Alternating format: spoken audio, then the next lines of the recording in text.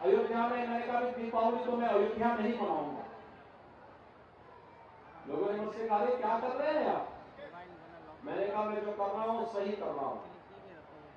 अरे आपके खिलाफ एक माहौल चलेगा। तो मैंने कहा क्या हम लोग कोई अपने पक्ष में करने के लिए थोड़ा रहे हैं, हम तो यही चाहते हैं कि प्रभु के चरणों में अगर कुछ भी गलत भी कोई हमारे लिए बोल दे तो बोलने दीजिए, लेकिन हम अयोध्या जाएंगे और दीपावली अयोध्या में ही मनाएंगे।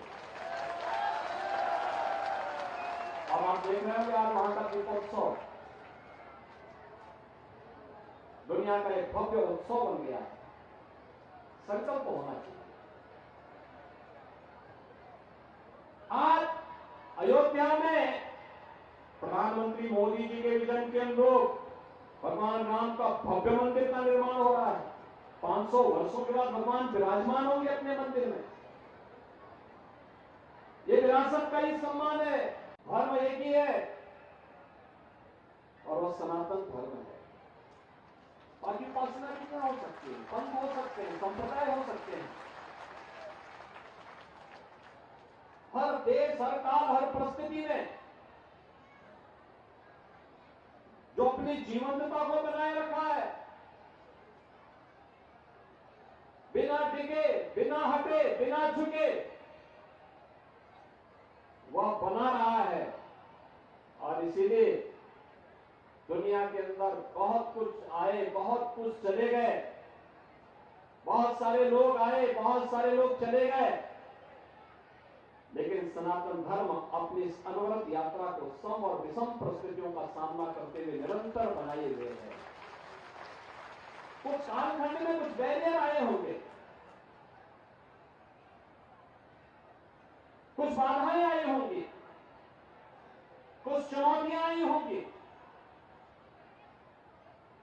अगर हमने बाधाओं का सामना नहीं किया, वे कुछ दिन तक, कुछ देरी तक उन्होंने समाज को चुनौती दी होगी, सनातन धर्मावलंबियों को चुनौती दी होगी, लेकिन जब एकजुट होकर के स्वर एकजुट होकर के निकल पड़ा और एक स्वर में पूरा भारत बोल पड़ा, तो विजयश्री का वर्णन करने में बहुत देर नहीं लगती है। बहनों और भाइयों, जब भी मैं राजस्थान की धरती में आता हूं, एक अलग ही ओज और तेज, भक्ति और शक्ति के अद्भुत संगम के रूप में हम सबको यहां देखने को मिलता है। विभिन्न परिस्थितियों में भी अपनी परंपरा को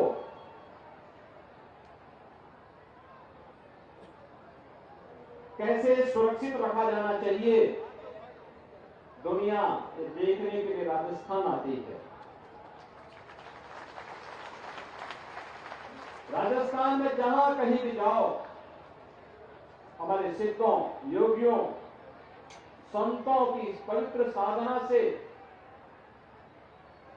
अलग अलग कालखंड में राजा महाराजाओं के शौर्य और पराक्रम से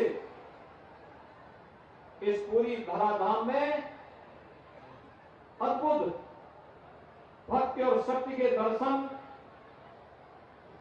हम सबको अध्यात्म के तेज से भी और वीरता के ओज से भी देखने को मिलते हैं।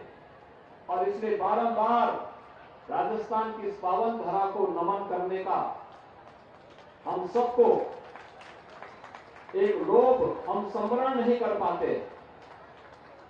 और आज ये मेरा सौभाग्य है कि नाथ पंथ के वरिष्ठतम संत, वरिष्ठतम योगी, आयस योगी कैलाशनाथ जी महाराज के इस पावन भंडारा कार्यक्रम में मुझे आने का सौभाग्य प्राप्त हुआ है।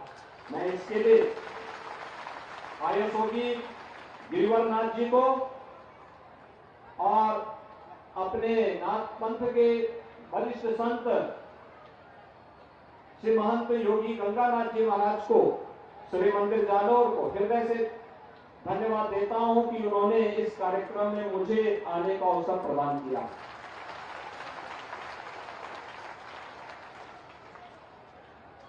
योगियों सिद्धों की एक लंबी परंपरा हमारे यहां है, जिन्होंने विज्ञान को चुनौती दी, भौतिकता के बंधनों से ऊपर उठ करके जिन्होंने जीने का एक राह दिखाई, सनातन धर्म के वास्तविक मूल्यों को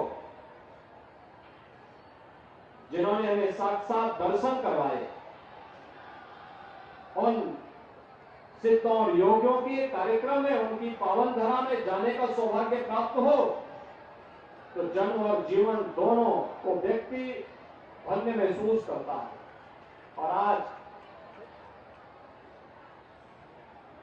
यहां पर सिद्ध चिड़ियानाथ जी महाराज की इस पावन धरा पर आकर के मुझे उस प्रकार के आध्यात्मिक तेज को जानने और देखने का अवसर प्राप्त हो रहा है, जिसका एक मूर्त रूप आप सबकी उपस्थिति के रूप में मुझे यहां देखने को मिला।